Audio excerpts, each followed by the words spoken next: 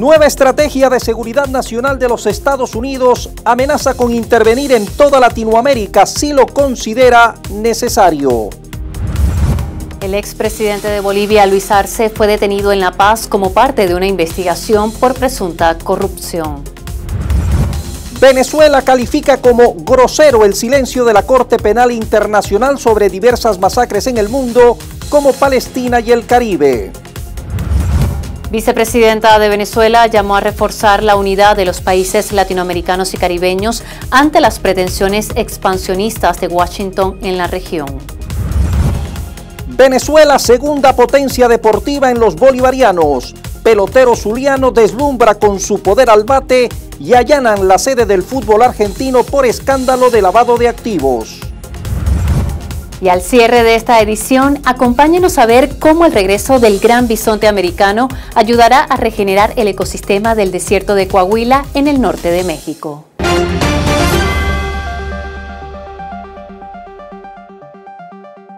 Tiempos difíciles para la soberanía latinoamericana ante las amenazas de Washington, mientras aquí en Venezuela todos los sectores se unen ante el despojo del petróleo nacional.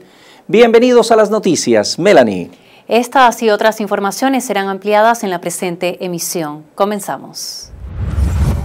Al igual que en Argentina y Honduras, la administración de Donald Trump continuará interviniendo en los procesos electorales latinoamericanos según la nueva estrategia de seguridad nacional. El mismo, divulgado el 9 de diciembre, busca asegurar su hegemonía en la región frente a China y los BRICS.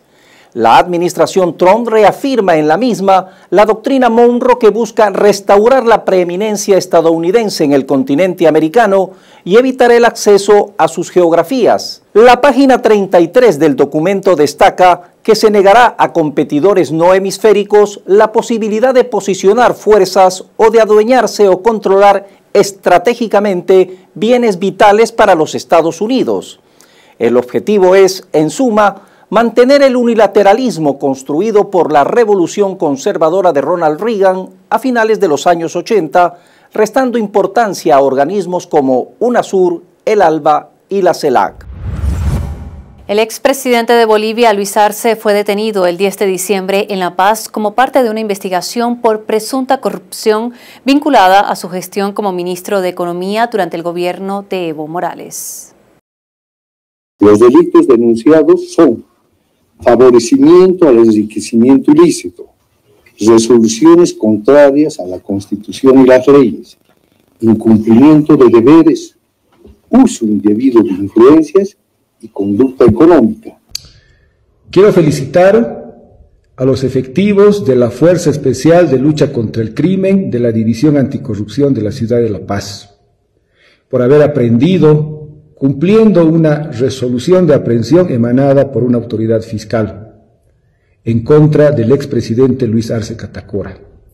Lo habíamos dicho en una oportunidad, Luis Arce va a ser el primero en entrar preso y estamos cumpliendo. Todos los que le han robado esta patria van a devolver hasta el último centavo y van a rendir cuentas a la justicia. Los pasajes de la Estrategia de Seguridad Nacional de Estados Unidos sobre América Latina despiertan una preocupación particular en Rusia. Así lo señaló la portavoz del Ministerio de Exteriores ruso, María Zaharova. La situación, dijo, es especialmente preocupante en el contexto de la tensión que el Pentágono está generando deliberadamente en torno a Venezuela. Declaró también la esperanza de que el gobierno estadounidense evite un deslizamiento hacia un conflicto a gran escala en el Caribe. La diplomática opinó el 5 de diciembre que la nueva política de Washington se remonta a la época del presidente estadounidense Theodore Roosevelt, quien proclamó el derecho de Washington a invadir América Latina con el pretexto de estabilizar la situación económica interna en los países de la región. El presidente de Ucrania, Volodymyr Zelensky, aseguró que está listo para realizar elecciones y pidió ayuda a Estados Unidos para garantizar la seguridad de los comicios en un escenario marcado por el hecho de que su mandato expiró en 2024. Y, dado que esta cuestión la plantean hoy el presidente de los Estados Unidos y nuestros socios, responderé de forma muy breve. Miren, estoy listo para las elecciones. Es más, solicito ahora, y lo digo abiertamente, la ayuda de los Estados Unidos. Junto con nuestros colegas europeos, podemos garantizar la seguridad necesaria para la celebración de las elecciones. Y entonces, en los próximos 60 a 90 días, Ucrania estará lista para celebrar elecciones. Personalmente, tengo la voluntad y la disposición para ello. Al menos 22 personas han muerto en el conflicto fronterizo entre Tailandia y Camboya. Entre ellos, por lo menos 10 civiles camboyanos y 9 tailandeses, según autoridades de ambos países del sudeste asiático. Más de medio millón de personas han sido desplazadas, en su mayoría de Tailandia, en medio de los choques con aviones, tanques y drones. Los enfrentamientos estallaron el pasado 7 de diciembre por una vieja disputa fronteriza, menos de 2 meses después de un supuesto acuerdo de alto al fuego firmado junto a Donald Trump. Ambos bandos se acusan mutuamente del reinicio del conflicto, que se extendió a 5 provincias de Tailandia y Camboya, según un análisis de AFP basado en datos oficiales. El Ministerio de Defensa camboyano indicó en un comunicado que las fuerzas tailandesas habían lanzado un ataque el 11 de diciembre en esa provincia, bombardeando la zona del templo Nark. La presidenta de Honduras, Xiomara Castro, anunció que denunciará ante organismos internacionales el golpe electoral que se estaría desarrollando en su país tras los comicios presidenciales del 30 de noviembre. Pero vivimos un proceso marcado por amenazas, coacción, manipulación del PREP y adulteración de la voluntad popular. Estas acciones constituyen un golpe electoral en curso que vamos a denunciarlo en Naciones Unidas, la Unión Europea, CELAC, la OEA y otros organismos internacionales. El 7 de diciembre, el Partido Oficialista Libre solicitó la nulidad de las elecciones y la repetición de los comicios presidenciales. La Coordinación Nacional del Partido Libre no reconoce las elecciones celebradas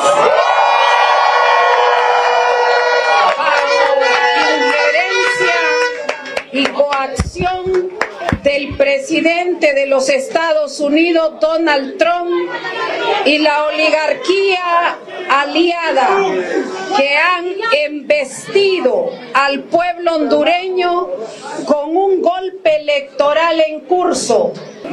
Se ordena solicitar la nulidad total de las elecciones. El candidato del conservador Partido Liberal, Salvador Nasrallah, también se sumó a las críticas y el 9 de diciembre habló de un fraude monumental, solicitando que se cuente voto por voto ante las irregularidades en el sistema de transmisión de resultados electorales. Nasri Asfura, candidato respaldado por Donald Trump, ocupa la primera posición, seguido por Salvador Nasrallah, mientras Rixi Moncada se ubica de tercera.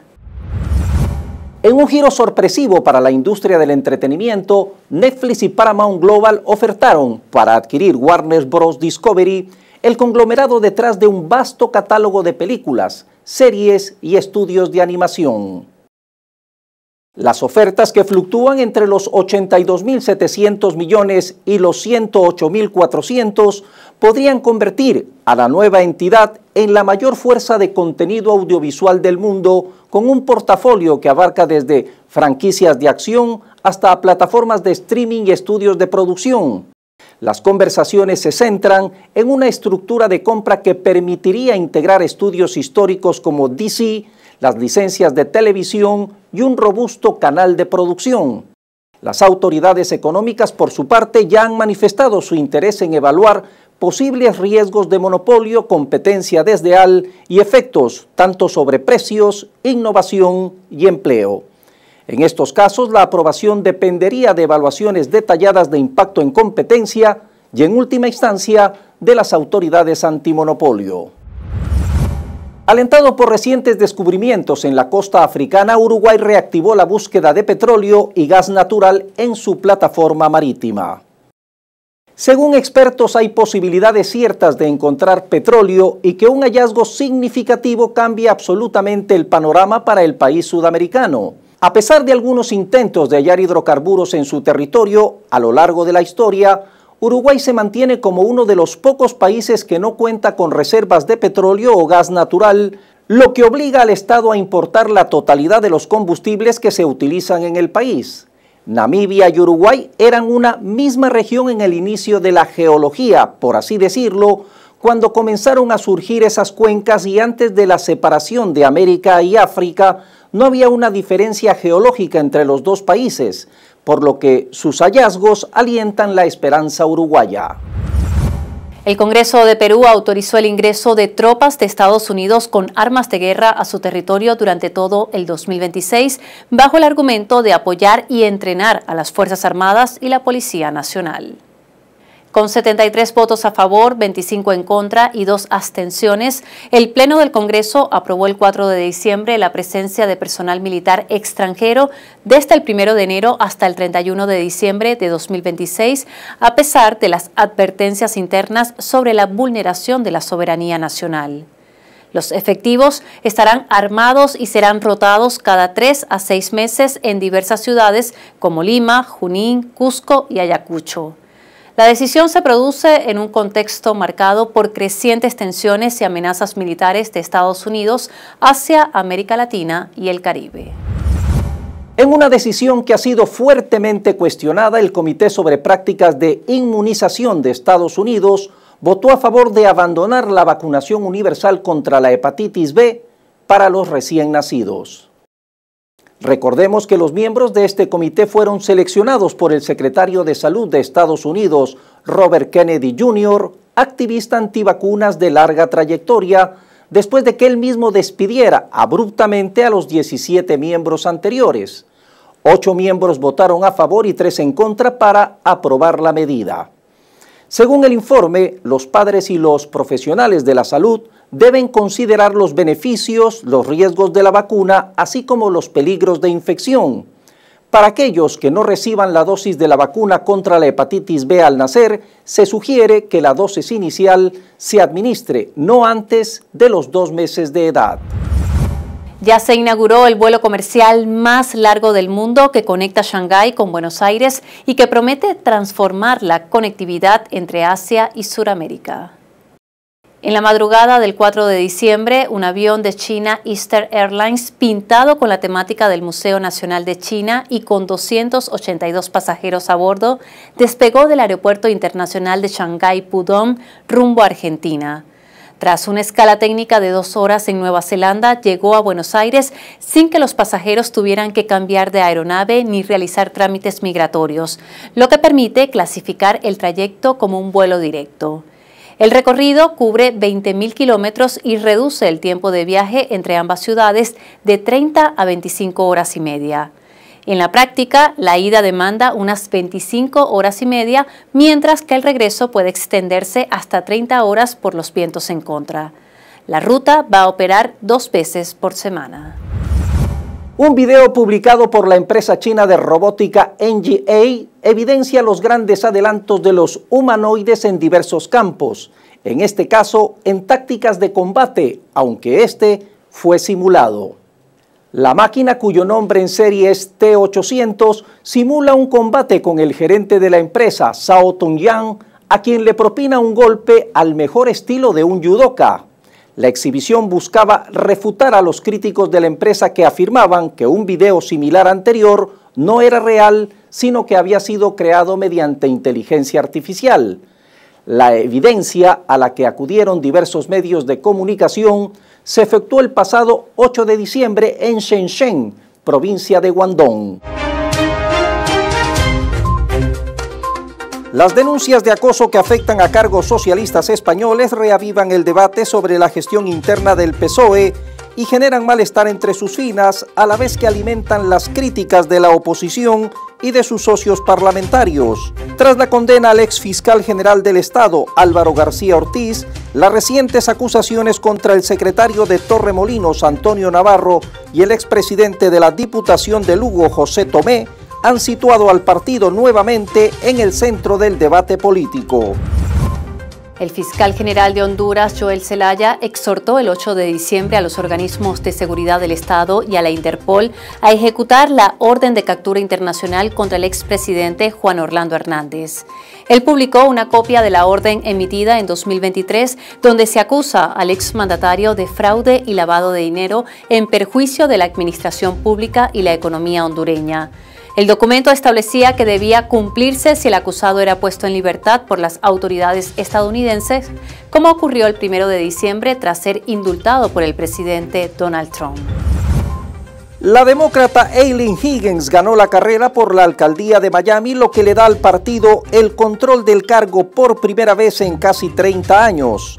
Higgins se convirtió el 9 de diciembre en la nueva alcaldesa con cerca del 60% de los votos tras imponerse al republicano Emilio T. González, un cargo históricamente dominado por latinos republicanos en un duro revés para el presidente Donald Trump.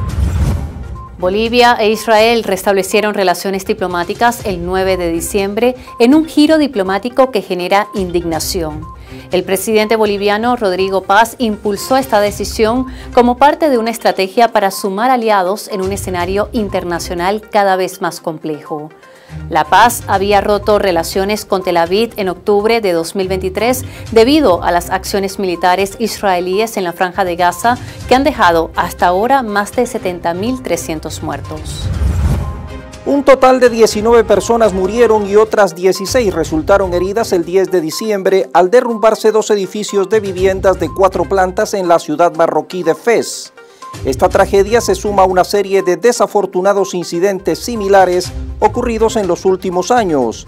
En mayo, 9 personas murieron en el derrumbe de un edificio en la misma ciudad. Desde marzo de 2026, los estudiantes chilenos no podrán ingresar celulares ni dispositivos de comunicación a las aulas. El Congreso aprobó el 2 de diciembre una ley que prohíbe su uso en colegios, con el objetivo de mejorar la concentración, el rendimiento académico, la convivencia escolar y la salud emocional. La norma se aplicará en establecimientos públicos y privados de preescolar, educación básica y media.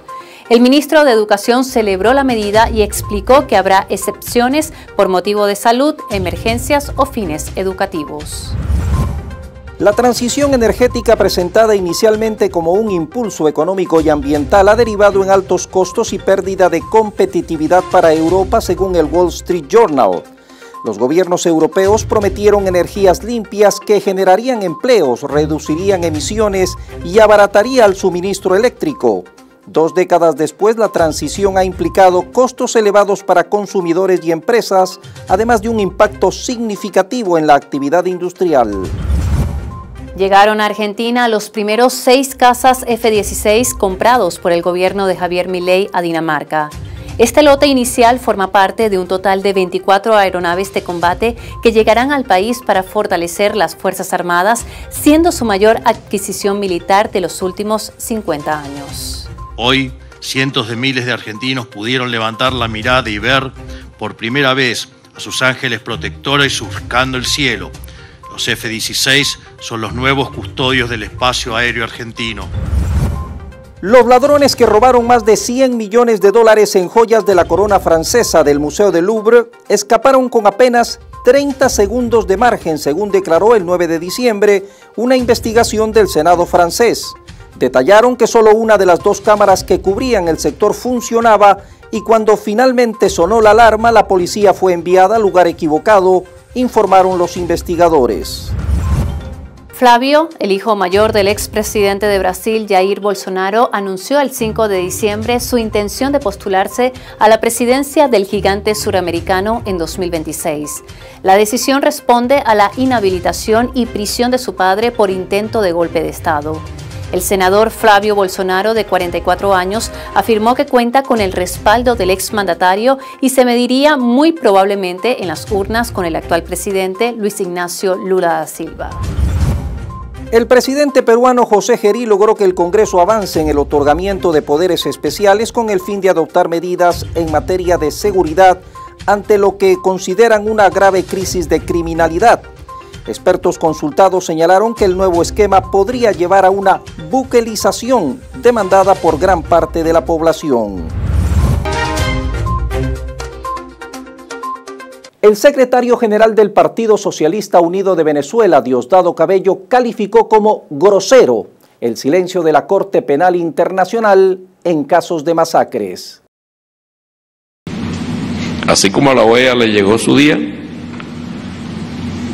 a la Corte Penal también le está llegando su día. El silencio que guarda en el caso de masacres en distintas partes del mundo es grosero. No dice nada de la masacre del pueblo palestino, del genocidio contra el pueblo palestino. No ha abierto la boca de las masacres que ha habido en el Caribe y en el Pacífico, de los asesinatos contra personas que los acusan de delitos que nadie se los ha demostrado. Yo no voy a defender a nadie aquí, ningún narcotraficante, pero no es lo que establece la norma para combatir el narcotráfico. Es una cosa que la utiliza el imperialismo para perseguir pueblos, para perseguir gobiernos, para perseguir países. El presidente Nicolás Maduro ordenó a su equipo económico simplificar los trámites que se les pide a los empresarios y emprendedores nacionales para llevar sus productos al extranjero. Además, firmó un protocolo unificado para las exportaciones no petroleras que busca eliminar obstáculos burocráticos y facilitar la salida de los productos venezolanos a nuevos mercados internacionales. El equipo económico debe de inmediato hacer un plan para, a más tardar en el primer trimestre del próximo año, simplificar en taquilla única y en trámite único todo el complejo proceso que tienen que vivir industriales, empresarios, empresarias del país. Yo voy a aprovechar de firmar un decreto mediante el cual se establece protocolo unificado para las exportaciones no petroleras, postales y actividades conexas que me ha presentado la ministra de Comercio, y procedo en este acto del Consejo Nacional de Economía a firmarlo como paso fundamental en la dirección para lograr un Estado eficaz, eficiente. Cuando amanezca el 1 de abril del 2026, ya debemos estar echando cohetes porque tenemos un nuevo sistema que facilita la actividad del emprendedor, la emprendedora, el empresario, la empresaria y todo el sector industrial. El presidente de Venezuela, Nicolás Maduro, agradeció las manifestaciones en Oslo en protesta, dijo, por haber manchado el Premio Nobel de la Paz. El galardón que este año fue otorgado a la líder opositora venezolana María Corina Machado ha generado múltiples críticas a nivel mundial. El mandatario pidió a sus seguidores un aplauso para el pueblo de Oslo al reiterar que las imágenes de las marchas fueron impactantes. Aseguró que los pueblos del mundo apoyan a Venezuela y critican la designación. Añadió de manera irónica que los mandatarios Javier Milei y José Raúl Mulino de Argentina y Panamá, respectivamente, que viajaron a apoyar a Machado, se atemorizaron cuando vieron al pueblo de Noruega en las calles. La vicepresidenta de Venezuela, Delcy Rodríguez, llamó a reforzar la unidad de los países latinoamericanos y caribeños ante las pretensiones expansionistas de Washington en la región. Ella manifestó que solo la cohesión regional permitirá enfrentar estas presiones y reiteró que Venezuela no está dispuesta a ceder ante ningún tipo de amenaza. Hermanos, hermanas de nuestra América Latina y el Caribe, o nos unimos o sucumbimos. Y nosotros desde Venezuela, desde este terruño, no estamos dispuestos a negociar, a entregar ni a sucumbir. Que nos digan lo que les dé la gana. Así menospreciaron a Bolívar y de allí salió Bolívar con su espada a liberar 6 países. Que digan lo que les dé la gana. Nadie les cree porque están basados en puras falsedades, falsarias. Nadie les cree. La única verdad verdadera es el control hegemónico que ellos quieren sobre nuestro hemisferio y sobre nuestros recursos. Le decimos que aquí no se entrega a nadie, que nosotros vamos a batallar. Fede Cámaras propone un giro clave para la economía venezolana: avanzar de una economía centrada en importaciones a una mentalidad exportadora apoyada en cadenas de valor reflotadas y posibles nuevas inversiones. El presidente de la gremial, Felipe Capozolo, subrayó el 7 de diciembre que la sustitución de importaciones debe avanzar de forma inmediata, pero acompañada de una visión de mercados externos y nuevos modelos de negocio. Capozolo recordó que Venezuela vivió décadas de inversión y desarrollo industrial bajo una política de sustitución de importaciones, especialmente entre los años 70 y 80. En cuanto a exportaciones 2025, el dirigente señaló un margen importante de mejora. Capozolo destacó que el camino está por recorrer con más progreso en la diversificación hacia exportaciones, incluida la agroindustria, para ampliar la presencia venezolana en mercados internacionales y fortalecer el crecimiento económico del país.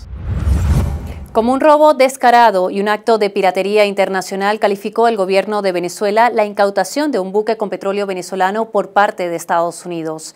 El asalto ocurrió el 10 de diciembre cuando el tanquero transportaba hacia los mercados internacionales 1.900.000 barriles de crudo. Ayer se les cayó la máscara. Que si los manicomios, que si el tren de Aragua, que si el narcotráfico, no, el petróleo. Porque ayer hicieron un acto absolutamente criminal e ilegal cuando procedieron a un asalto militar, secuestro y robo como piratas del Caribe a una nave mercantil, comercial, civil, privada, una nave de paz que fue asaltada ya casi agarrando el Atlántico. No fue en las costas de Venezuela. Secuestraron a los tripulantes. Se robaron el barco y han inaugurado una nueva era, la era de la piratería naval criminal en el Caribe. Así que Venezuela rechaza en todas sus partes esta acción de piratería criminal. Ya he dado unas instrucciones suficientes para que en todas las instancias se hagan las debidas acciones legales, diplomáticas, y se tomen las medidas, porque Venezuela va a asegurar todas las naves para garantizar el libre comercio de su petróleo al mundo. La Superintendencia Nacional para la Defensa de los Derechos Socioeconómicos lanzó un nuevo formato para divulgar la tasa oficial del BCB en los establecimientos comerciales. El nuevo formato sustituye a los demás e incluye un código QR que deberá ser descargado de la página web del ente oficial e instalado en un lugar visible para el público. El organismo recordó que todas las transacciones deben realizarse al cambio oficial y el no cumplimiento de la normativa constituye una infracción. El primer envío de gas venezolano a Colombia irá como donación a las poblaciones fronterizas. El gas listo para exportar va en este primer envío directo a las poblaciones de frontera y es una donación que le da el pueblo de Venezuela al pueblo colombiano de la frontera. Y así abrimos el camino y le pasamos por encima a los que quieren especular y robar al pueblo. La vicepresidenta ejecutiva Delcy Rodríguez rechazó la reciente información sobre la intención de ampliar la cooperación militar entre Guyana y Estados Unidos. 200 años más tarde, los agentes de Monroe reclutan políticos, indicó la ministra de Hidrocarburos, al referirse al presidente guyanés Irfan Ali, a quien acusó de batir tambores de guerra traicionando a su propio pueblo. 87 acuerdos se suscribieron durante la tercera Expo Transporte Venezuela 2025, donde participaron más de 800 empresas. En esta tercera Expo se han suscrito 87 acuerdos y lo que estamos viendo acá es el resurgir de un sector de alto impacto para la sociedad, pero también de alto impacto para la economía venezolana. La Asamblea Nacional sancionó en segunda discusión con mayoría calificada el proyecto de ley de presupuesto para el ejercicio económico financiero 2026 junto a la Ley Especial de Endeudamiento Anual para el ejercicio económico financiero del mismo año. La votación efectuada el 9 de diciembre reafirma el respaldo parlamentario a la planificación económica presentada por el Poder Ejecutivo y alcanza los 5.023.000 millones de bolívares. El joropo de Venezuela, género tradicional que fusiona música, canto y baile, es Patrimonio Cultural Inmaterial de la Humanidad tras la declaración de la UNESCO este 9 de diciembre. De influencias indígenas, africanas y europeas, se originó en los llanos venezolanos y colombianos que comparten frontera. En el 2014 fue declarado Patrimonio Cultural de la Nación. Venezuela, segunda potencia deportiva en los bolivarianos. Pelotero zuliano deslumbra con su poder al bate y allanan la sede del fútbol argentino por escándalo de lavado de activos. Venezuela cerró con broche de oro su participación en los 20 Juegos Bolivarianos Ayacucho Lima 2025, consolidándose como la segunda potencia del certamen, detrás de Colombia. La delegación vinotinto sumó una cosecha histórica de 311 medallas, 104 de oro, 92 de plata y 115 de bronce. El pelotero zuliano de apenas 16 años, Francisco Rentería, deslumbró a la afición beisbolera en el Festival del Jonrón al conectar 18 vuelacercas. Con 1.92 de estatura, el joven prospecto repartió 18 imparables, colocándose a la altura de bateadores ya probados en las grandes ligas. Escándalo en el fútbol argentino. El juez Luis Armela ordenó 33 allanamientos en la causa Surfinanzas, entre ellos la sede de la AFA, también San Lorenzo, Racing Independiente, entre otros equipos. En la investigación por supuesto lavado de dinero a la financiera vinculada con el titular del fútbol argentino, Claudio Fabián, el Chiquitapia. Una manada del gran bisonte americano fue liberada en el desierto de Coahuila, uno de sus territorios naturales al norte de México, como parte de un esfuerzo de conservación que busca recuperar esta especie emblemática. A finales de noviembre, 44 ejemplares llegaron a la Reserva Ecológica El Santuario, ubicada en Coahuila, procedentes del estado de Chihuahua. Se trata de 38 hembras y 6 machos cuya presencia no solo busca repoblar la región, sino también regenerar este ecosistema de 4.000 hectáreas. El bisonte, considerado el mamífero terrestre más grande de nuestro continente y un verdadero ingeniero del ecosistema, ayudará a restaurar funciones vitales que están en peligro, como la regeneración del suelo, la retención de agua de lluvia y la prevención de incendios, al consumir el pasto seco y materia combustible. Su regreso simboliza una oportunidad para reconciliar al territorio con su fauna original. Cada 12 de diciembre celebramos el Día Internacional de la Cobertura Sanitaria, proclamado por la ONU en el 2017. La celebración tiene como objetivo concienciar sobre la importancia de que exista una cobertura sanitaria universal, así como sistemas de salud sólidos y autosuficientes. Incentivar a los países a tomar medidas orientadas a un sistema de calidad y asequible, Melanie y amigos, debe ser una tarea de todos. Así despedimos esta dinámica global. Nos vemos en una próxima edición.